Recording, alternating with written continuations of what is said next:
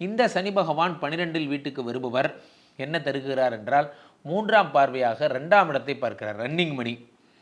So இந்த ₹1 value என்ன அப்படிங்கிறது மேசராசிக்காரர்களுக்கு புரிய வைப்பார். காசினுடைய சக்தி, வலிமை, காசு எவ்வளோ பெரிய முக்கியமான விஷயம் போன்றவற்றெல்லாம் உங்களுக்கு புரிய வைப்பார். 12ஆம் வீட்டில் இருக்கக்கூடிய சனி பகவான் தன்னுடைய 7ஆம் பார்வையாக 6ஆம் இடத்தை பார்க்கிறார். 6ஆம் இடம் என்பது ரண ருண ரோக சத்துருஸ்தானம்.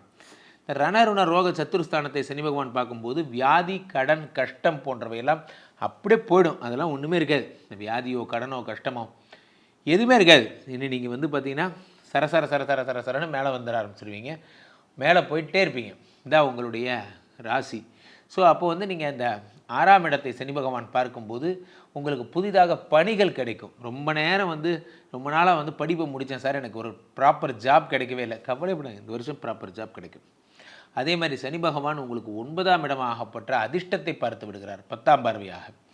அதிர்ஷ்டம் என்பது என்னென்னா பணத்தை கொடுத்து பணி செய்வது. அதாவது வந்து நான் இது பண்ணுறேன், நான் வந்து இன்ட்ரோடை பண்ணுறேன், ஷேர் மார்க்கெட் பண்ணுறேன் போன்ற விஷயங்கள் எல்லாம். ஒரு பணத்தை இன்வெஸ்ட் பண்ணுவீங்க, அந்த பணத்தை சம்பாதிக்கும். பணம் தான் முதலீடு. முதலீடுங்கிறது பொருளோ அச்சாரமோ அதெல்லாம் ஒன்றும் கிடையாது. பணம் தான் அதனுடைய முதலீடு. அந்த பணத்தை போட்டு பணத்தை சம்பாதிக்கிறது போன்றவர்களுக்கெல்லாம் மிக அற்புதமான ஒரு வருடமாக இருக்கும். இந்த 2.5 வருடத்தில் நீங்கள் நிறைய நல்ல விஷயங்கள் எல்லாம் கற்றுப்பீங்க.